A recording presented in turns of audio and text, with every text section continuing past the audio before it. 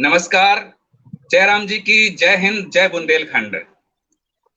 मैं जीएस रंजन बुंदेली झलक की ओर से आप सबका अभिनंदन करता हूं। राष्ट्रकवि डॉक्टर मैथिली शरण गुप्त की वही पंक्तियां, दद्दा की याद, हम कौन थे, क्या हो गए और क्या होंगे अभी, आओ विचारें आज मिलकर ये समस्याएं सभी। जी, आज बड़े हर्ष की बात है कि हमारे साथ हमारे परम आदरणीय श्री महेश कटारे सुगम जी आए हुए हैं। दद्दा प्रणाम, चरण स्पर्श। नमस्कार भैया। बहुत खुशी की बात है कि दद्दा ने आजादी के बाद एक नई राह चुनी। अरबी भाषा, उर्दू भाषा में तो गजलें लिखी जाती थी, लेकिन दद्दा ने बुंदेली में गजलें लिखकर एक बहुत बड़ा कीर्तिमान हासिल किया है। दद्दा के बारे में मैं संक्षिप्त में बता दूं कि दद्दा ने बड़ी बड़ी पत्रिकाएं हैं हिंदी की, हंस है, वागार्थ है, इंद्रप्रस्थ भारती, इंडिया टुडे, संबोधन, वसुधा, वर्तमान साहित्य, कहन, प्रयोजन, इंगित, अनामा, शिखर वार्ता, ईश्वरी, समकालीन स्पंदन, अभिनव प्रयास, कथा बिंब, लहक, शब्द संगत, दुनिया, सरिता, भूभारती, मेरी सहेली और बाल पत्रिकाएं जैसे सुमन सौरभ, बाल भारती, चकमक, पराग, देवपुत्र, अच्छे भैया, लोटपोट, बाल हंस आदि में दादा ने बहुत सी रचनाएं छपी हुई हैं। और खास बात है, आकाशवाणी और दूरदर्शन भोपाल से अनेक रचनाओं का दादा का प्रसारण हुआ है। दादा के कुछ कहानी संग्रह हैं, प्यास, गांव के गेवड़े, हरदम हंसता जाता नीम, तुम कुछ कहो ऐसा, वैदेही विषाद, आवाज का चेहरा, अब जीवे को एक ही चारों, ये बुंदेली गजल संग्रह है। और महेश कटारे सुगम की रचना संसार के नाम से जो संपादित किया है डॉक्टर विद्या टिकेकर ने। जी दद्दा, सही है ना? संध्या टिकेकर जी। जी, संध्या टिकेकर। जी जी जी, डॉक्टर संध्या टिकेकर जी ने संपादित किया है। ऐसी अनेकों रचनाएं हैं, ऐसी नैया जानते, शुक्रिया, आय हाय, और ख्वाब मेरे भटकते रहे, कुछ तो है, पसीने का दस्तखत, ऐसी तैसी, कछू तो गड़बड़ है। बहुत ऐसी रचनाएं हैं जो दद्दा को आसमान की ऊंचाइयों तक लेके गई हैं और जिन्हें सिर्फ बुंदेलखंड ही नहीं, बुंदेलखंड के बाहर के लोगों ने बहुत सराहा है और बहुत अच्छी प्रतिक्रिया दी है। तो दद्दा के साथ आज हम बातचीत करते हैं और सबसे पहले दद्दा से यह जानने की कोशिश करते हैं कि दद्दा, आजादी के बाद अनेकों हर भाषा में प्रयोग होते रहे हैं। ये तो हमेशा से इतिहास में भी है कि हर भाषा और संस्कृति में थोड़े प्रयोग होते रहते हैं, लेकिन हम अपनी संस्कृति की जड़ों को नहीं छोड़ते हैं। हमारा पेड़ फलता फूलता जाता है, बढ़ता जाता है, लेकिन हमारी जड़ें वहीं की वहीं रहती हैं। उन्हीं पेड़ की शाखाओं में आपने एक नया इतिहास लिख दिया है, बुंदेली गजल का। तो दद्दा, ये विचार आपके मन में कैसे आया? जी। बात कुछ ऐसी है कि मैं 9th क्लास में G B C higher secondary school Gwalior में पढ़ते। जी जी। तो वहाँ एक कार्यक्रम भाव में उस समय के जन कवि स्वर्गीय मुकुट बिहारी सरोज जी आए। जी जी। हमने उनको जब सुनो तो हमें लगो कि कविता अच्छी चीज होती है, कविता लिखना चाहिए, और हमने वहां से कविता लिखने की शुरुआत करी 9th क्लास में। जी। ई के बाद में 72-73 की बात है, अचानक हमारे मन में आई कि बुंदेली में कछु लिखो जाए। जी। तो हमने ये लिखना शुरू कर दिया। जी। अब मुझे पता नहीं था कि ये बुंदेली गजल है। मैं आपको सही बताऊं, 1975 में जब दुष्यंत कुमार जी की गजलों की धूम मची थी, जी जी, तो वो संग्रह हमने भी पढ़ो, और उनमें जब हमने देखी कि अरे यार हमारी तो ये बड़ी मिलत जुलत गजलें हैं यही से, तो हमारे दिमाग में आई अरे यार जबकि ये तो बुंदेली गजल हो गई।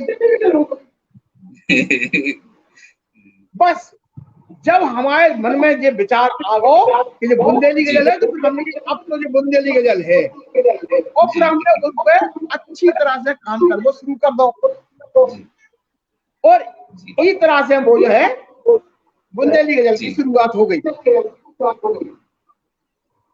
तो शुरुआत की कुछ कैसी खास गजल जो पहली गजल थी कैसी थी? पहली गजल हम आपको बता रहे हैं कि पंच सबई पथरा हो जे हैं, बात ये वही थी, एक पंचायत बहुत दिन हुए था। जी जी जी। तो पंचायत में एक गलत फैसला होगा जी, और वो हमें अखर गो जी। तो हमने ऐसे कह दी कि पंच सबई पथरा हो जे हैं, ऐसो नहीं जानते, हीरा सब ककरा हो जे हैं, ऐसो नहीं जानते, और बालापन से करी मंजूरी, पेट छदारा भूखो, जवानी में डुकरा हो जे हैं, ऐसे नहीं जानते, जवानी में डुकरा हो जे हैं, ऐसा नहीं जानते, और एक एक से सब मर रहे हैं, कोई कछु नहीं कह रहा, सब जनखा बुकरा हो जे हैं, ऐसा नहीं जानते, और जो देखो वो एड़ो बेड़ो, लुच्चा और लफंगा, जी, सबके सब कबरा हो जे हैं, ऐसो नहीं जानते। कबरा शब्द है, इसमें दोगलापन है, इसको कहते हैं दोगलापन। जी जी जी। हाँ हाँ हाँ, अपनी नस्ल से अलग हो जाए। हाँ, जैसे हम लोग देखा थे कि कुत्ता को भी जो कबरा कुत्ता है वो 2-3 रंग को कुत्ता को, हाँ, तो जो कबरा है दो ब्रीड है, जब मिल जाती है तो कबरा खो जाता है, कबरा खो जाता और आखिरी से रतोबा में के जी हाँ जी जी जी, आखिरी शेर, आखिरी के सोचते अंधियारी कट है, सुगम सवेरो हुई, हो रही से बदरा हो जे, ऐसे नहीं जानते। सही है। दद्दा उस समय का उम्र रही हुई जोन टाइम पे आपने गजल लिखबो शुरू करो? वो टाइम पे हमारी उम्र 21-22 साल की हुई है। वाह। और तब से ही फिर जो है बुंदेली गजल पे हमने काम करना शुरू किया, और आज बुंदेली गजल की यात्रा लगभग 45-48 साल की हो गई है। अरे दादा, बहुत बढ़िया दादा। और हम भी देखते हैं कि हर जगह आपकी सोशल मीडिया में तो है ही, और जगह देखते हैं, न्यूज में भी हमने बहुत जगह, गूगल में सर्च करते हैं तो देखते हैं कि हर जगह आपकी गजलें हैं। तो उस समय कैसा, जो कैसे और लोगों की क्या प्रतिक्रिया थी? कछु लोग ले समीक्षा करी हुई है असली में। हाँ, फिर हम जान लगे कवि सम्मेलन में, 23-24 साल की उम्र में हम कवि सम्मेलन में खूब चलन लगे थे, और बड़े बड़े अच्छे अच्छे कवि सम्मेलन हमें 50 रुपया लगते, तो हम जाते। तनख्वाह छोटी सी होती थी, तो उससे हमारा खर्च का गुजारा भी अच्छा चलता था। तो उसमें क्या हुआ कि पब्लिक ने बहुत पसंद की हो गजलें, तो वो एक चार्ट लगी, एक जो है ये लगा के लोगों को बहुत पसंद आ रही है। तो फिर हमने बुंदेली गजल को बिल्कुल अपना वो बना लिया, और हम गजलें खूब लिखने लगे।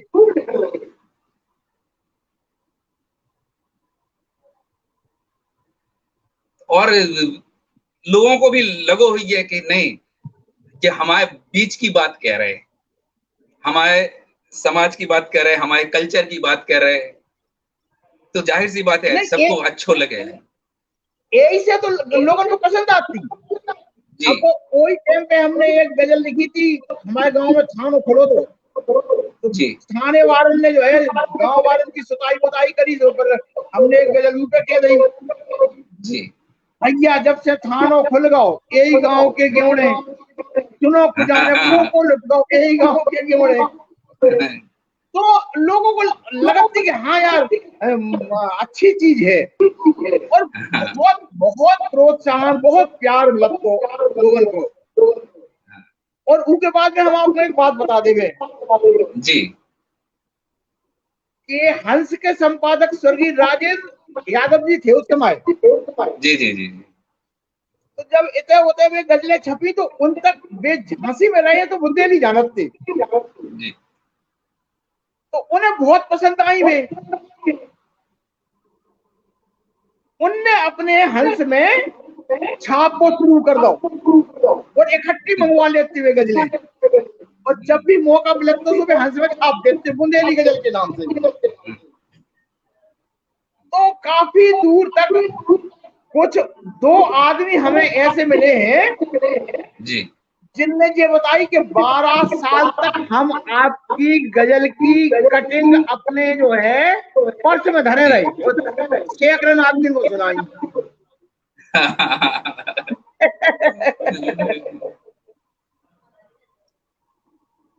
तो और दादा किस किस मैगजीन में छपी हैं गजलें ये? लगभग हिंदुस्तान की सारी मैगजीनों में गजलें छपी हैं, और आजकल को तो ये हिसाब है तो उर्दू पत्रिकाओं में भी बुंदेली गजलें छप रही हैं। अरे वाह। अबे 2 साल पहले ही आपके महाराष्ट्र से सामना मुखपत्र है जी जी जी उसमें 5 गजलें छापी थी बुंदेली की। तो चलिए बहुत अच्छा है कि इतिहास में वो तारीख दर्ज हो गई बुंदेली गजल की। अच्छा दादा, एक तबका होता है पसंद करने वालों का, जैसे हैं कि 18 साल से समझ चालू हो जाता है कि 15-16 साल में समझ चालू हो जाता है, तो वो एज ग्रुप है 15 से 18 से 30 साल वाले हैं, वे अलग तरह को सोच रखा रहेंगे। 30 से 40 हाँ 30 से 40-45 वाले अलग सोच रखत हैंगे, और जो 45 से 60-65 वाले हैं वे अलग सोच रखत हैं। तो सबसे तो वो सबसे ज्यादा आपकी गजलन को प्रभाव कौन से एज ग्रुप वालन को सबसे ज्यादा प्रभावित कर गो? अब ये तो अंदाज लगावो बड़ा मुश्किल है जी। कैसे के आप देखो वो मतलब जो है युवा तबका में भी उतनी ही पसंद करी जाते और बड़े बूढ़न में भी उतनी ही पसंद करी जाते थे। और आप ताज्जुब करो और तन में भी उतनी पसंद करी जाते और तनक तनक से मोड़ा मोड़ी तो गात फिरत है। 10-12 साल के मोड़ा मोड़ी इनको जल्दी याद हो जाती है वे। जी, जी, जी। एक मजिस्ट्रेट साहब थे हमारे जी मित्र थे, उन्हें हमने किताब भेंट करी गांव के गेवड़े जी। तो वे 1 महीना बाद बोले कि भैया कहीं क्या जादू कर दो भैया आपने हमारे मोड़ा पे। कहीं वो 10 साल को मोड़ा दिन भर की तुम्हारी बुंदेली गजलें गाती रहती। क्या खास बात है गांव के वो तो अच्छी लगती है, मोड़ा मणियन को भी बहुत अच्छी लगती है। सारे तबकों में सब तबकों में वो चर्चित हुई और सबका खूब प्यार मिला। क्या है ऐसा गांव के गेवड़े शीर्षक रखने से क्या तात्पर्य था? देखो का भाव है यार के अपनी पूरी जिंदगी गुजरी है गाँव में, हम तुम्हें बताएं। जी जी बिल्कुल दादा बिल्कुल। और शायद हमारी नौकरी भी ऐसी थी जी कि जो गाँव से ही होती है। अब हमारे गाँव में मतलब हमारी नौकरी में 45 गांव रहते हैं हमारे अंडर में जी, जिन्हें हमें मलेरिया की गोली बांट में जाने पड़त तो घर घर द्वार द्वार जी। तो गांव के पूरा का पूरा परिदृश्य पूरा का पूरा परिवेश जी हमारे रग रग में बस गया है। और बहुत गांव देखे हैं हमने जी। उस सब गाँव में वो गांव की जो भी स्थितियां थी वे हमें देखने को मिली, और उन्हीं गांव के ऊपर फिर हमने वो गांव के ग्योड़े नाम को जो है गजल संग्रह करवाओ।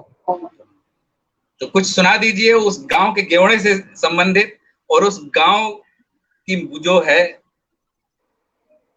उससे कुछ। तो यही सुन लो, एक गांव के। जी जी जी बिल्कुल।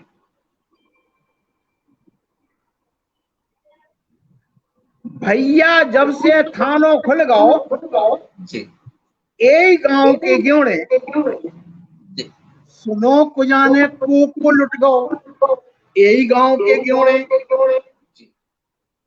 और पुलिस दरोगा डिप्टी मुझके गोला और बंदूकें तो बड़ो हजम्मा जुर्गो, यही गांव के ग्योड़े।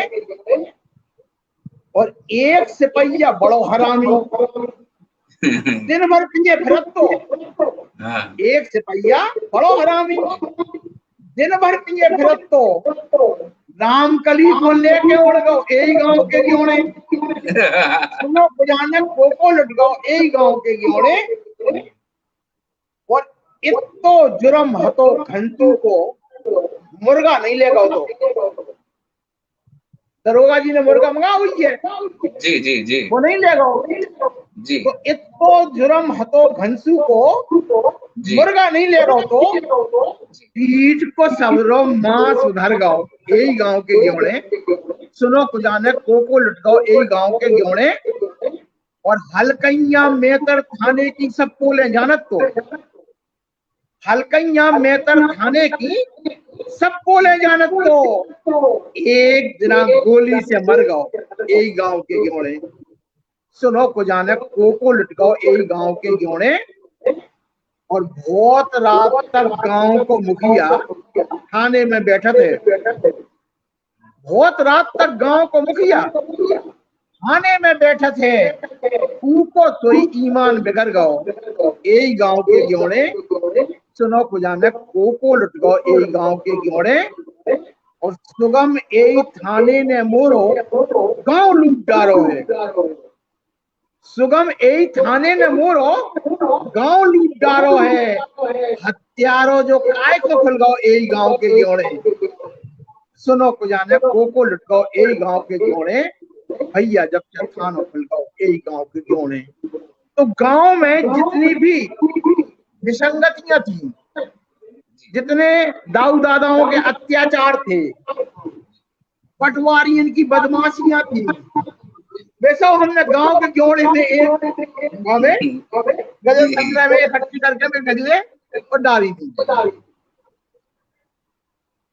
तो कुछ तो सामाजिक चेतना आई कि नहीं आई लोगों में पढ़ने के बाद? सुधरे कुछ लोग कि नहीं सुधरे? अब इसका कोई बैरोमीटर अपने लोगों के पास में नहीं होता है। बिल्कुल दादा, कहते हैं कि साहित्य ही तो समाज का आईना है। आपने उस आईने को सामने रख दिया। अब जिसको वाकई में बोला जाता है कि सोए हुए आदमी को तो जगाया जा सकता, लेकिन जो सोने का नाटक कर रहा है उसे आप कैसे जगाएंगे? तो बिल्कुल दादा, आपकी खास बात में हमने यही देखी है कि आप गजलों में मजाक में शुरू करते हैं, हास्य में उसको आगे बढ़ाते हैं, फिर बीच में संदेश देते हुए जो आप थप्पड़ मारते हैं लास्ट में, ये सचमुच लोगों को बहुत अच्छा लगता है। और मैं चाहता हूं कि आपकी ये गजलें एक ग्राफ, हर चीज में एक ग्राफ होता है, आपकी गजलों में वही मुझे लगा कि शुरुआत में मजाक से शुरू किया, हास्य में लेते गए, बीच में संदेश भी दे दिया, और लास्ट में वो ऐसा कटाक्ष किया कि कभी तुम दोबारा मुंह दिखाने लायक नहीं बचे। सचमुच दादा बहुत कमाल है आपकी। कुछ ऐसी ही गजलें और सुना दीजिए। चलिए जी। अब ये अभी की जी ये तो उस समय की थी। जी जी लेकिन अब जरा राजनीतिक चेतना हमारी भी कुछ विकसित हुई फिर। जी जी जी तो उस हिसाब से जी गजलों में थोड़े से परिवर्तन भी आए। जी जी सुनो के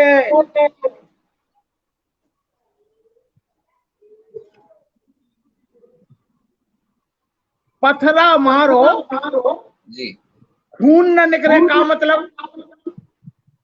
जी भाई हम जिस पे निशाना साध रहे हैं, बिल्कुल और अगर उसे कोई क्षति नहीं हो रही है जी तो ऐसा प्रयास बेकार है। कुल मिला के तो जी उसी को लेकर के ये गजल देखो कि पथरा मारो खून न निकले, का मतलब? और जी पे हंसो न ऊखो अखरे, का मतलब? जी पे हंसो न ऊखो अखरे, का मतलब? और शेर देखें कि कुआ खोद वे पसी बहावे दुख से वे, कुआ खोद वे पसी बहावे दुख से वे, बोई न पीवे बोई न सपरे, का मतलब? हमारा श्रम, जी जी देखिए आप, दूसरों के काम आ रहा है, हमारे बिल्कुल काम नहीं आ रहा है। तो ये तंज देखिए जी कि बोई न पीवे बोई न सपरे, का मतलब? और जोते बखरे बोए पजावे फसलन को, जी पजाना शब्द मतलब पैदा करना। पैदा करना हो हाँ, कि जोते बखरे बोए पजावे फसलन को, बोई न खावे बोई न अपरे, का मतलब? किसान भूखों मर रहा है। देखिए आप, हमारा दुर्भाग्य देखिए कि जो अन्नदाता कहलाता है आज वो भूखों मरने की स्थिति में आ गया है। जी तो उस पर देखिए, अच्छा सोच मोज स्वार्थ की जल्दी टूटत है, बिल्कुल बड़ी व्यवहारिक बात है कि सोच मोज स्वार्थ की जल्दी टूटत है, हड़िया फूटे कड़ी न बगरे, का मतलब? हड़िया फूटे कड़ी न बगरे, का मतलब? और शेर देखें कि मूरख से दुख रो खो अपने नेना, मूरख से दुख रो खो अपने नेना, के वो सिर वो भार में पबरे, का मतलब? के वो सिर वो भार में पबरे, जी यानी बात भार में जाए, भाड़ में जाए, हाँ का मतलब?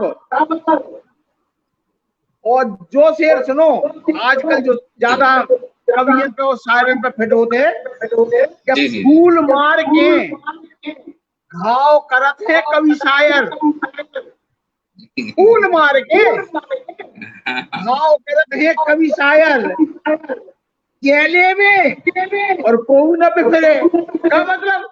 केले में, यानी बच बचा के कहने की बात, सीधी चोट नहीं जी करना, बच बचा के बिल्कुल निकल जाओ यहाँ वहां से। हाँ और शेर देखें कि है कैसो कानून करत है मोदे की, जी है कैसो कानून करत है मोदे की, होए फरारी पुलिस न पकड़े, का मतलब? है कैसो कानून करत है मोदे की, होए जी फरारी पुलिस न पकड़े, का मतलब? और आखिरी शेर है कि बड्डे बड्डे विज्ञापन बड्डी बातें, जो आज हमारे राजनीतिक परिदृश्य में दिखाई दे रहा है कि बड्डे बड्डे विज्ञापन बड्डी बातें, बुराई सोच के पंख न कतरे, क्या मतलब? क्या मतलब बुराई सोच के पंख न कतरे, क्या मतलब? पथरा मारो खून न निकले, का मतलब? जी पे हंसो न ऊख अखरे, का मतलब? जी बहुत बढ़िया दद्दा। अच्छा दद्दा,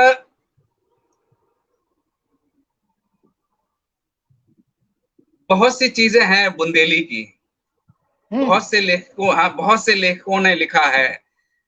तो क्या आपकी गजलों में हर तरह से व्यंग भी है, हास्य भी है? कुछ बच्चों के लिए नई पीढ़ी के लिए क्या है संदेश आपकी गजलों के माध्यम से, कि जो बच्चों को लोरी जैसा भी लगे, खेल जैसा भी लगे, बच्चों को आनंद आए? कुछ ऐसा गजलों के माध्यम से कुछ कहा है या कहने जा रहे हैं? देखो, वो पूरा का पूरा हमने बच्चों के लिए जो लिखा है ना जी, वो उसमें है, और उसको छूटे हुए बहुत दिन हो गए यार मुझे। तो अच्छा। वो तो मुझे याद नहीं है, लगभग 25-30 साल पीछे छूट चुका वो जमाना। तो बच्चों के लिए भी एक जगह काम किया, तो बहुत बड़ा काम किया था वो, उसमें भी बड़ा काम है जी तो अब वो ज्यादा मुझे याद नहीं रह गया है। जी। तो लेकिन वही हम यही चाहते हैं कि क्या ऐसा संदेश क्या है जो लोगों को, जो लोग बुंदेली संस्कृति से विमुख होते जा रहे हैं, लोगों को लगत कि हम बहुत स्मार्ट हो गए हैं, पढ़ लिख गए हैं, अफसर बन गए हैं, तो हम अगर जब भाषा बोलें तो हमें गंवार के है कोई। लेकिन पूरे देश में या पूरे विश्व में कहीं भी जाओ तो हर आदमी अपनी लोक संस्कृति से बहुत प्यार करता है। चाहे हिंदुस्तान से बाहर जाओ, नेपाल में चले जाओ, वहां पहनावा, खान पान हमाओ, उनका अपनो है, नेपाली है।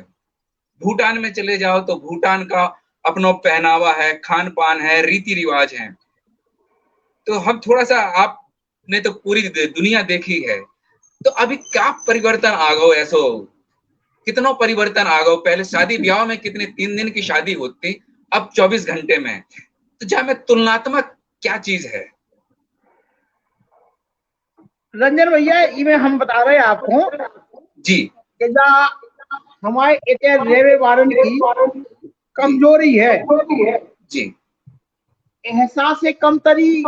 शब्द सुना होगा आपने, जी छोटे होने का भाव जी हमारी मानसिकता में प्रवेश कर गया है वो।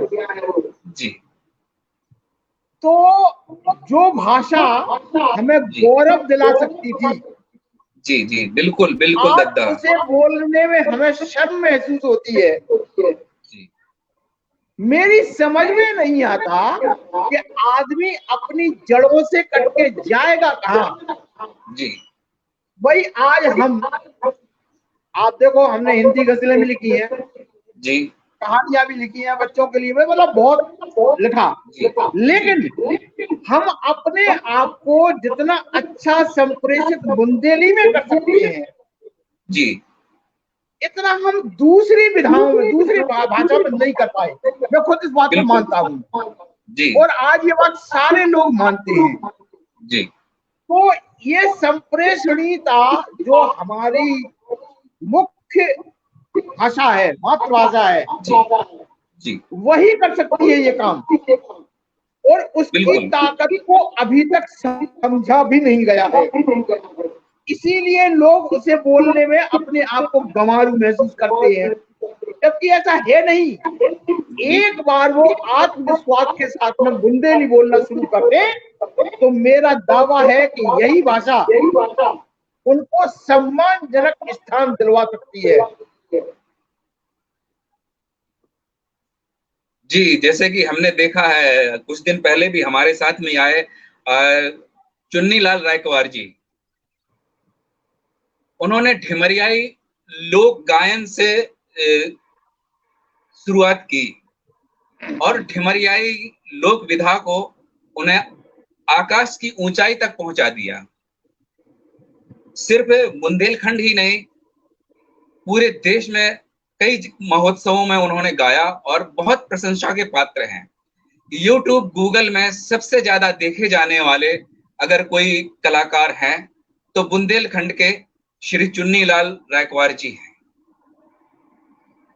हम लोग दिन भर वीडियो देखते हैं, मोबाइल, आज इंटरनेट का जमाना है, तो क्या हमारी निगाह से कैसे बच जाता है लोगों की निगाह से कि नहीं, चुन्नीलाल जी जैसा आदमी बुंदेली को कहां से कहां पहुंचाया आया, तो हमारे अंदर वो भावना क्यों नहीं उठ रही है? मैं बिल्कुल यही चाहता हूं कि आप सॉल्यूशन बताएं दद्दा, सॉल्यूशन भी निकालना ही पड़ेगा। जी नहीं, मैंने बता दिया। आपने शायद उस बात को गौर से नहीं सुना। नहीं, मैं मैंने गौर किया है। कहा कि आप देखिए ये क्या जी कारण है कि चुन्नी जी लाल जी के वीडियो सबसे ज्यादा देखे जाते हैं, क्या कारण है? यानी लोगों को बुंदेली अच्छी लगती है, बिल्कुल। लेकिन जो हमारे बुंदेली बोलने वाले लोग हैं उन्हें एहसास कमतरी होता है। एक बार वो दृढ़ प्रतिज्ञ हो जाएं और अपना आत्मविश्वास बढ़ा लें जी कि हमारी बुंदेली भी एक सम्मानजनक भाषा है, जी सम्मानजनक, तो मेरा दावा है जी कि बुंदेली को बहुत ज्यादा टाइम नहीं लगेगा बिल्कुल अपना बिल्कुल। प्रचार और प्रसार करने में। जी बस ये है कि अगर अब जब हम ही मतलब जो है शर्मेंगे और हम जी ही जो है वो उसमें असम्मान महसूस करेंगे तो फिर जी कैसे होगा ये काम? बिल्कुल। ये काम तो हमें करना पड़ेगा। हम जो बुंदेली जी जानने वाले लोग हैं उन्हें आगे आना पड़ेगा और बताना पड़ेगा। कि दद्दा, हमने इंटरनेट पे भी पढ़ा है कि सबसे ज्यादा बुंदेली गजल में, तो वाकई में जो कीर्तिमान हासिल किया है, अद्भुत है। तो आपने कुछ शागिर्द तैयार किए कि नहीं किए? हैं? शिष्य तैयार किए बुंदेली गजल वाले, और भी अरे कोई लिख रहे रंजन हैं? भैया, जी मैं आपको बता रहा हूँ कि जी एक अच्छी खासी 20-25 लोगों की जी।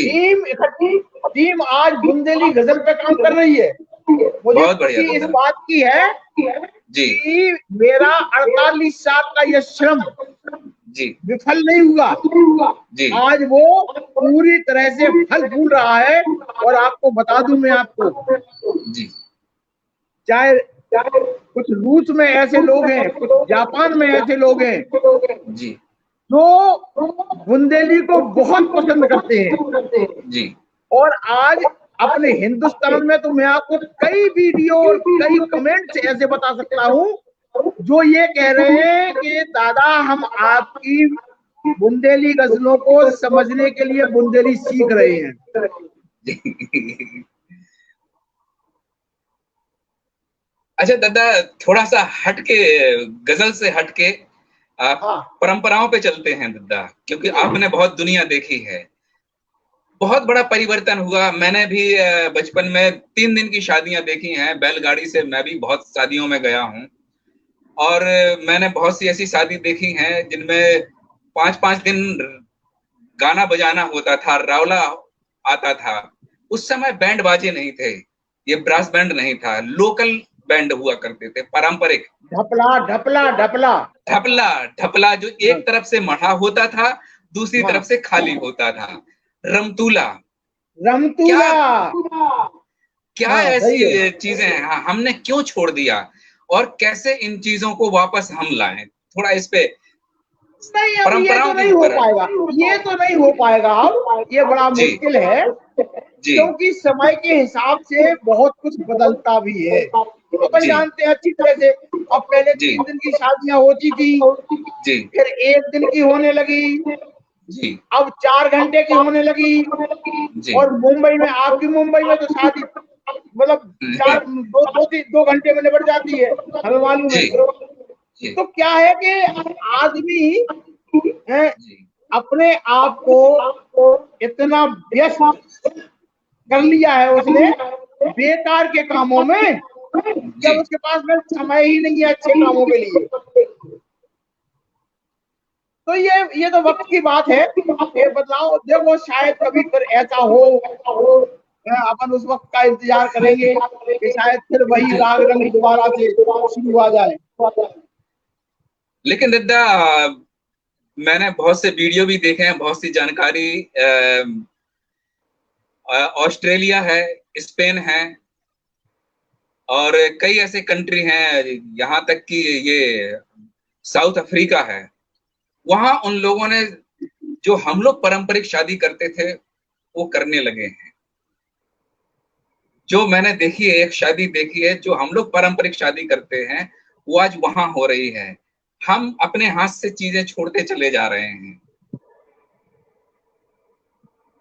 बड़ा दुख होता है ये बात कहने में कि वो लोग हमारी चीजें ले चुके हैं। और हम छोड़ रहे हैं, ये चेतना क्यों नहीं खत्म हुई? नहीं, इसको आप जी इस हिसाब से भी देखो ना जी कि वो हमारी चीजें ले रहे हैं, हम उनकी चीजें ले जी रहे हैं। ये आदर जी सामाजिक आदान प्रदान है। ये घूम जी के तो वहीं आना है ना, दुनिया तो गोल है। जी जी जी भाई वो अपना छोड़ रहे हैं, देखो अपन अपना छोड़ जी। रहे हैं, हम उनकी चीजें हाँ, ले रहे हैं, वो हमारी चीजें ले रहे हैं। ये तो अच्छा है, ये अच्छा है, ये विस्तार बहुत अच्छा अच्छा है, है। लेकिन हाँ गुणवत्ता गुणवत्ता देखनी चाहिए ना, कि गुणवत्ता किसकी अच्छी है, टिकाऊ क्या है। नहीं, आजकल गुणवत्ता नहीं, आजकल ये प्रदर्शन का युग है। हर जी आदमी अपने पैसे का प्रदर्शन, अपने जी पद का प्रदर्शन, अपने रौब का प्रदर्शन, सब जी कुछ करना चाहता है, वो सब प्रदर्शन के लिए कर रहा है। जी आज की दुनिया में जी वास्तविकता से जितना दूर हटने का प्रयास हो सकता है वो किया जा रहा है। जी हम एक मुखौटा लगा करके सामने आते हैं, जी। और ये मुखौटा उन्हें हाँ मालूम है, उन्हें खुद मालूम है कि उनकी औकात क्या है, सारी जी बातें। जी जी लेकिन जी लेकिन जिनके पास में जब कुछ अच्छा नहीं होता है ना, तो वो जी मुखौटा लगा के काम चलाते हैं, और वो हो रहा है। जी तो हम जैसे जैसे खाली होते जा रहे हैं अंदर से, प्रतिभा से, जी जी कला से, जी साहित्य से, हम जी इन चीजों से जब दूर हटेंगे तो ये बेकार की चीजें तो हमें ओढ़ना ही पड़ेंगी भाई। समाज में बिल्कुल। रहना है, उसमें प्रतिष्ठा बना के रहना है, तो जी ये जबरदस्ती की चीजें हम लगाएंगे। ये है उसका जी सीधा। जी। तो इस विषय पे भी कुछ गजलें हैं आपकी, सामाजिक समरसता पे कुछ सुनाइए, यार ताकि मैं गजल। क्या बताऊं, पहले से अगर आप बताते तो मैं ढूंढ, मेरे पास गजलों का भंडार है। जी तो लगभग एक 1000 गजलें हैं मेरे पास में। अब जी वो याद तो मैं रख नहीं सकता हूँ, जी जी बड़ी दिक्कत ये है। जी जी जी। अगर आप पहले से बता देते तो मैं उन सारी चीजों को पहले से संभाल के रख लेता और आपको सुना भी देता। नहीं अब दादा, तो अभी ये है कि बस अभी अभी जो है। आपको अच्छी लगती, जो अच्छी हो और जो याद हो वो सुना दीजिए अभी।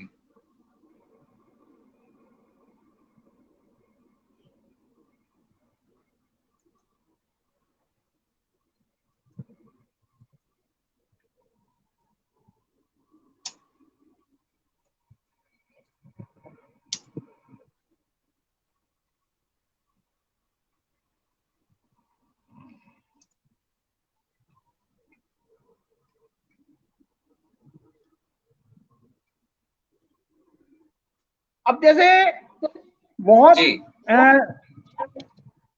क्योंकि आजकल सबसे ज्यादा उठापटक हो जी रही है राजनीति पे, जी जी और राजनीति मेरा मुख्य विषय भी है, आप जानते हो बहुत अच्छी तरह से। जी बिल्कुल बिल्कुल। तो उस हिसाब से एक गजल जी सुन लीजिए। जी जी जी और किस तरह से बदमाशियां हो रही हैं। जी जी पथरा दिल में प्यार, जी कछु तो गड़बड़ है। पथरा दिल में प्यार, जी कछु तो गड़बड़ है। जी जालिम करे जुहार, जी कछु तो गड़बड़ है। जी जालिम करे जुहार, जी कछु तो गड़बड़ है। जी तो शेर देखे कि उठत भुंसरा जी मुखिया जू की बैठक में, जी उठत भुंसरा जी मुखिया जू की बैठक में, जी बैठो थानेदार, कछु तो गड़बड़ है। हाँ बैठो थानेदार, जी कछु तो गड़बड़ है। जी वो शेर सजो है नई दुलैया के जैसो, जी शहर जी जी जी शहर सजो है जी नई दुलैया के जैसो। जी। आ रहे हैं सरकार, कछु तो कछु तो गड़बड़ है। गड़बड़ है। आ रहे हैं सरकार, जी कछु तो गड़बड़ है। और शेर देखें कि जीतत तो है सब जनता के वोटन से, जी जीतत तो है सब जनता के वोटन से। जी सेठन पे उपकार, कछु तो गड़बड़ है। सेठन पे उपकार जी कछु तो गड़बड़ है। जी और कोस अढ़ाई चल पाए 6 सालन में। जी। कोस अढ़ाई हाँ, चल पाए 6 सालन में। मेहनत भई बेकार कछु तो गड़बड़ है। कुछ तो गड़बड़ है। मेहनत भई बेकार कछु तो गड़बड़ है। और होशियारन की हो रही है ऐसी तैसी। जी होशियारन की हो रही जी है ऐसी तैसी। जी गधा बने होशियार कछु जी तो गड़बड़ है। गधा बने होशियार कछु तो गड़बड़ है। और बुला बुला के मना मना के बिना लिखे। हाँ, बुला बुला के जी मना मना के बिना जी लिखे। बनिया दे उधार कछु तो जी गड़बड़ है। बनिया दे उधार कछु तो गड़बड़ है। और गलती कर रहे। आखिरी शेर देखो कि गलती कर रहे फिर जी ऊपर ठेलक फिर रहे। गलती कर रहे फिर ऊपर ठेलक फिर रहे। पंचो करो विचार कछु तो गड़बड़ कछु है। तो गड़बड़ है। पथरा दिल में प्यार कछु तो गड़बड़ है। जालिम जी। करे जोहार कछु तो गड़बड़ है।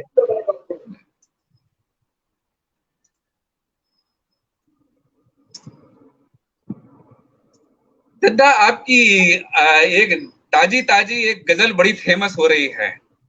हाँ और देखा गया कि कोरोना काल में बहुत से लोग साहित्य की तरफ रुझान हुआ है, कवि हम्म कविताओं की तरफ रुझान लोगों का हुआ है। तो हम्म। बड़ी एक सटीक आपने लिखा है कि अगर पत्नी ना चाहे तो आप लिख नहीं सकते हो।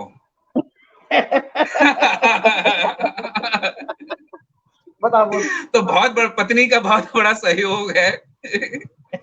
तो व्यंग व्यंग व्यंग व्यंग में बहुत बड़ी बात आपने कह दी दद्दा, लोगों को समझा दिया। तो वो जरूर सुना दीजिए। चलो सुन लो। जी अब वही तो नारी जी कल रही। जी जी जी।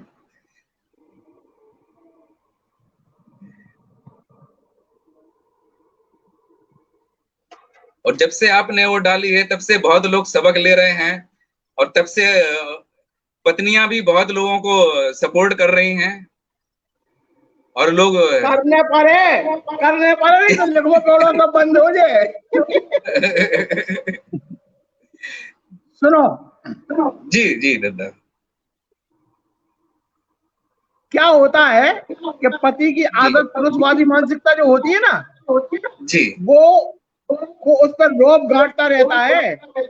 जी तो एक दिन किसी पत्नी को आ गया गुस्सा। जी वो बस उसने जो है पर हमारे मुंह से कहलवा दी अपनी बात। जी तो कहा कि रोटी थोप थोप नहीं खुआते।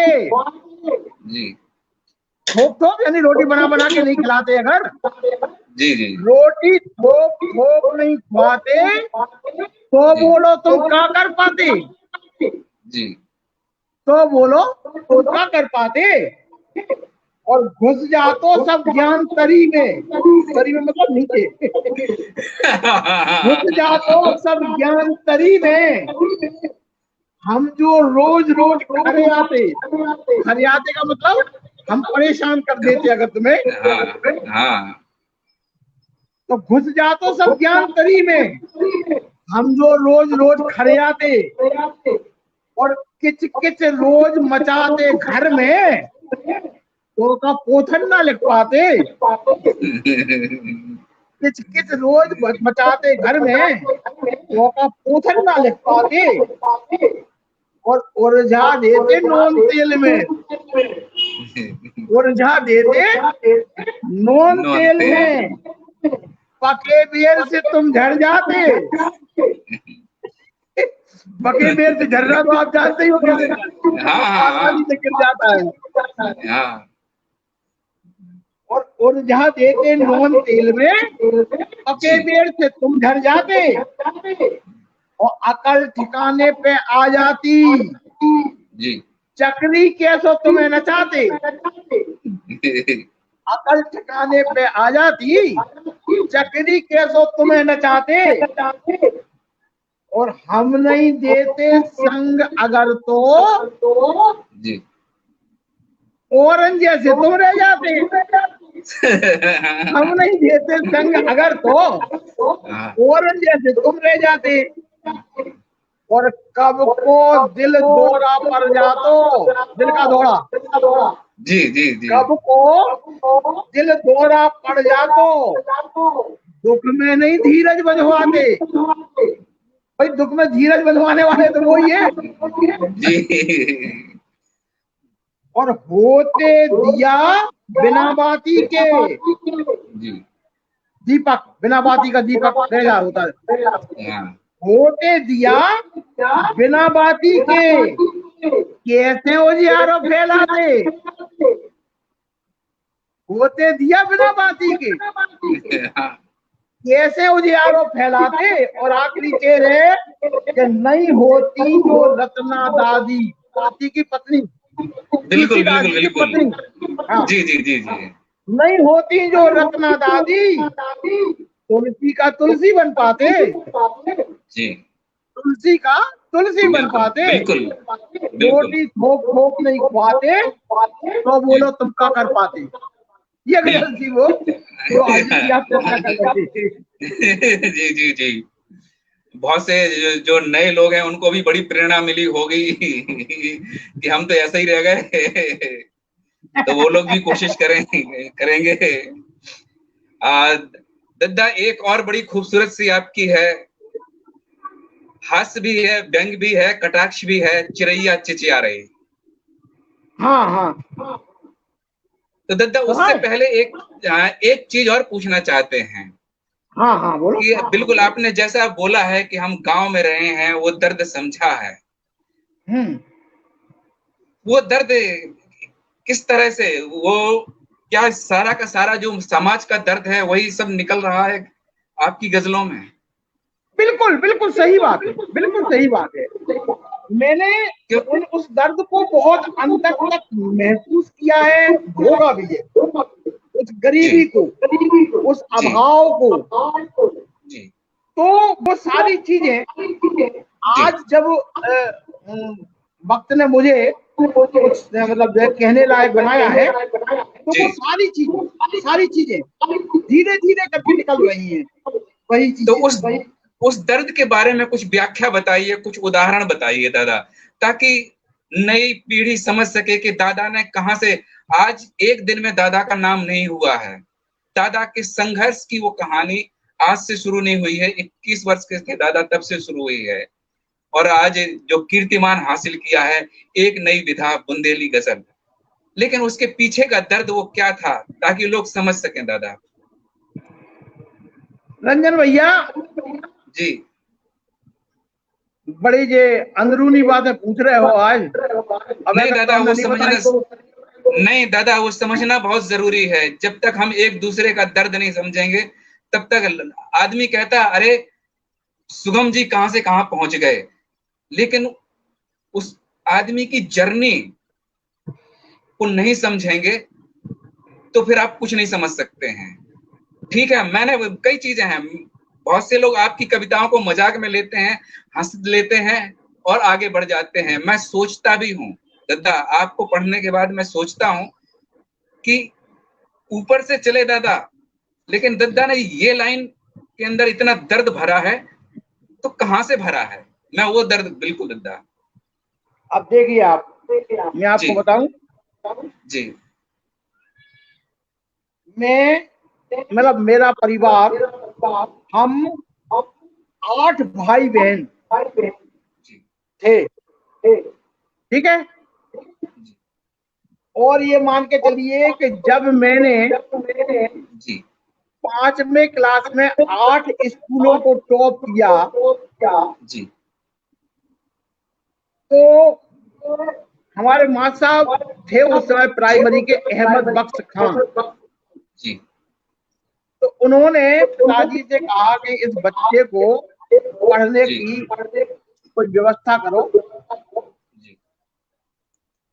तो हमारी बड़ी बहन की शादी हो चुकी थी, उनका नाम सुशीला देवी था। तो हमारे जीजाजी केपी पाराशर थे, जो ग्वालियर में सर्विस करते थे। बहुत छोटी सी नौकरी थी उनकी, कोई बहुत बड़ी नौकरी नहीं थी।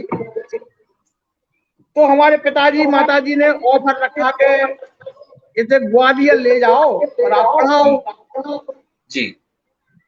तो उन्होंने भी विचारों ने अपनी सारे मतलब जो है अभावों के बावजूद ये स्वीकार किया और हम ग्वालियर आ गए जी। और आप वंडर करेंगे जी। उस समय भी जब पूरे ग्वालियर जैसी शहर में बिजली चमाचम होती थी, तो हमारे घर में बिजली नहीं थी। पाटोरों में जेठ की धूप में जो पाटोरें होती हैं, आप तो अच्छी तरह से जानते हो, जी जी तपती थी और जी उनके नीचे हमने रह के अपनी पढ़ाई शुरू की। जी। वहां से मैंने फिर हाई स्कूल किया। हाई स्कूल करने के बाद जी। हायर सेकेंडरी उनका जीजा जी का ट्रांसफर हो गया तो मुरैना आ गई। हाँ। तो उनके साथ में मैं भी मुरैना आ गया। तो हाँ। फिर मैंने हायर सेकेंडरी मुरैना से किया और मुरैना में जीपी कॉलेज में हमने बीएससी फर्स्ट ईयर में एडमिशन ले लिया। जी। अब आप वंडर करोगे कि 20 रुपए की किताब आती थी फिजिक्स की, जी। पूरे साल तक मैं वो किताब नहीं खरीद सका और उन पे भी मतलब इतना वो नहीं हो पाया कि वो 20 रुपए की किताब हमें खरीद के दे पाते। तो मैंने उनको भी कभी मतलब नहीं कहा घर की स्थितियां देखते हुए। जी जी जी। और उसी समय स्वास्थ्य विभाग में सर्विलेंस वर्कर की मलेरिया की पोस्ट निकली। फोन में पैसा है तो मैं उसमें जाकर के लाइव में प्रॉब्लम भर्ती हो गया। बता दो। 4th क्लास की पोस्ट थी जी। तो उसमें क्या है कि बहुत कम तनख्वाह थी, 105 रुपया तनख्वाह में लगती। लेकिन मुझे लगा कि भाई अगर ये नौकरी नहीं करेंगे हम जी। तो अब चाल चलने वाली नहीं है। तो मैंने उसमें मलेरिया सर्विलेंस वर्कर की नौकरी कर ली जी। और मैं भिंड आ गया जी। वहां आकर के ये स्थिति हुई कि भिंड में आकर के बता दो। कुछ दिनों बाद में मैं वो कच्ची अस्थायी नौकरी थी तो पक्के में हो गए। पक्के में हो गए तो हमें जो है 3 लाख रुपया मिलने लगे। इसी समय पिताजी की तबीयत खराब हुई तो मैं अपनी पूरी तनख्वाह जो थी वो घर पे भेज दिया करता था अपने परिवार के लिए। और मैं ये कहानियां और ये कवि सम्मेलन मैंने कोई मतलब जो है उसके तहत नहीं लिखा कि हम कोई साहित्य की सेवा के लिए लिख रहे हैं। हम तो सिर्फ पैसे कमाने के उद्देश्य से हमने लिखना शुरू किया था। मैं आज आपको बिल्कुल ईमानदारी से बता रहा हूं। और उस समय सरिता जैसी पत्रिका 450 रुपया मानदेय देती थी एक कहानी के, जब मुझे तनख्वाह 300 रुपया मिलती थी। तो मुझे कहानी लिखना इसलिए जरूरी था और उन्हीं पत्रिकाओं में मैं भेजता था जो पैसे देती थी। मैं भेजते नहीं था किसी को और मैं पूरी तरह से पैसे के लिए लिखता था और हमें हर महीने 200, 250, 300 रुपए का इंतजाम करना पड़ता था। तो वो हम चाहे कवि सम्मेलनों से करें या लिख के करें। और कभी कभी तो ऐसी नौबत आती थी कि संध्या के लिए आटा ही माटा नहीं है। तो इन सारे संघर्षों को झेलते हुए 86 में मेरा प्रमोशन हो गया और उसके बाद मैंने फिर पैसे के लिखना बिल्कुल बंद कर दिया और पूरी तरह से एक अपने मिशन के तौर पर गरीबी के दबे पिछले लोगों के, जो किसानों के, गांव वालों की समस्याओं के पक्ष में खड़े होकर हमने अपना काम शुरू कर दिया। प्रगतिशील लेखक संघ में आ गए तो उसकी विचारधारा का भी असर हुआ हमारे ऊपर और मैंने पढ़ना और लिखना फिर पूरी तरह से अपने अपने तरीके से प्रस्तुत किया कर दिया। बहुत बहुत धन्यवाद दद्दा। यही जानना चाहता था। मैंने हमेशा आपकी गजलों में हास्य के साथ साथ एक बीच में वो दर्द, वो टीस महसूस की है मैंने, और आज मैंने वो अपना पक्ष रखा कि नहीं, दद्दा का वो दर्द समझना बहुत जरूरी है। सचमुच दद्दा, आपने साहित्य के लिए, पैसे के लिए ही सही, एक हथियार बनाया और अपने जिंदा दिली के साथ उसको लिखते रहे। आज भी आप लिख रहे हैं दद्दा। ढेर सारे सम्मान आपको मिल चुके हैं, ढेर सारी लोगों ने आपको इज्जत बख्शी है। स्वदेश कथा पुरस्कार इंदौर से आपको मिल चुका है, कमलेश्वर कथा पुरस्कार मिल चुका है आपको, हिंदी अकादमी दिल्ली द्वारा सहभाषा सम्मान आपने दिलाया है।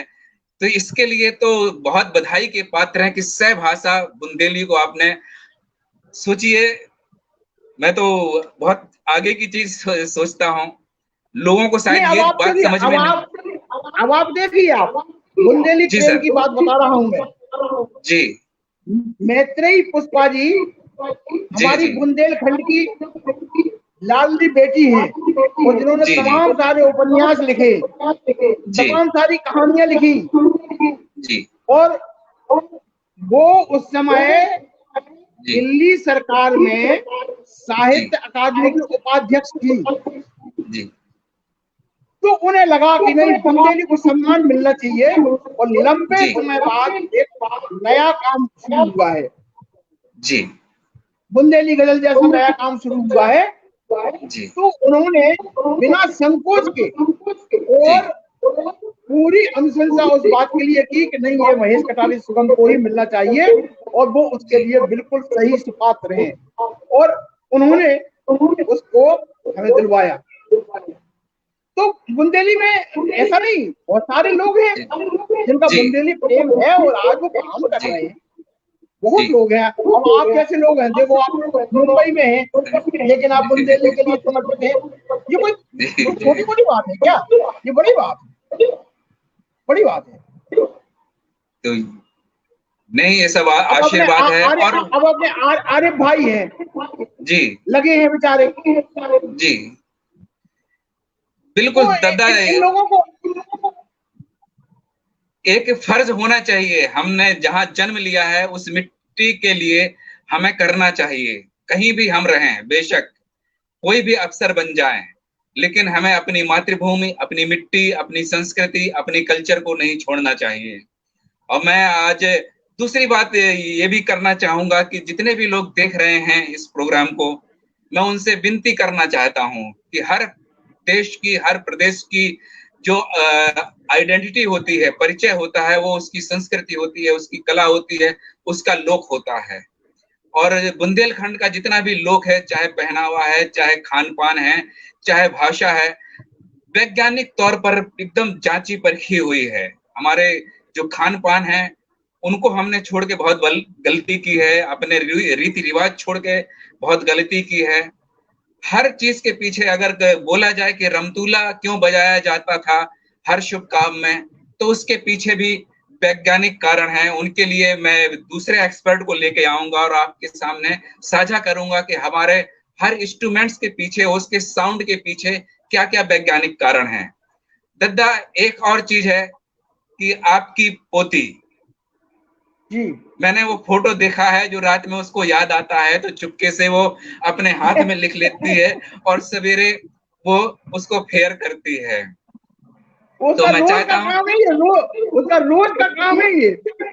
जी, तो उनके बारे में भी थोड़ा सा लोगों को बताएं कि शुरुआत कहीं से भी हो जाती है, बस करने की जरूरत है, एक इच्छा शक्ति। वो मेरी पौत्री है, अभी उसकी उम्र मात्र 12 साल है और उसका नाम काव्या है जी। तो वो 2-3 साल से लगातार मुझे ऑब्जर्व कर रही है जी, और ब्रिलियंट, बहुत ब्रिलियंट है, और बहुत जल्दी 100 कविताओं का संग्रह जी जी जी उसका, उसी का मैं उसके 13वें जन्मदिन पर देने की कोशिश कर रहा हूँ, लोकोदय से छप के आ रहा है वो। जी जी जी तो उसको मैं भेंट करूंगा और जी बहुत जल्दी जो है उसने वो धीरे धीरे संस्कार ग्रहण करती गई और उसे जी कविता का ऐसा जुनून चढ़ा है कि आजकल वो कविताओं में बहुत बढ़िया काम कर रही है। और वंडर करेंगे, कुछ कुछ कविताएं तो उसकी ऐसी हैं जो उसकी उम्र से कुछ ज्यादा बड़ी लगती हैं। जी अच्छा, जी वो अंग्रेजी में कविताएं लिखती है, अंग्रेजी की कविताएं पढ़ती है, तो जी अच्छा लगता है कि उसने थोड़े से हमारे संस्कार ग्रहण किए हैं और वो कविता जी। में अपना आज नाम करने जा रही है। अच्छी बात है ये। तो हमारे बुंदेली झलक की तरफ से काव्या को बहुत बहुत शुभकामनाएं, बधाई। और आपको भी दद्दा बहुत बहुत बधाई कि ये आपने आ गई काव्या, आज। ये आ गई जी काव्या। जी जी जी, नमस्ते। आप भी कुछ एक कविता सुना दीजिए, छोटी सी।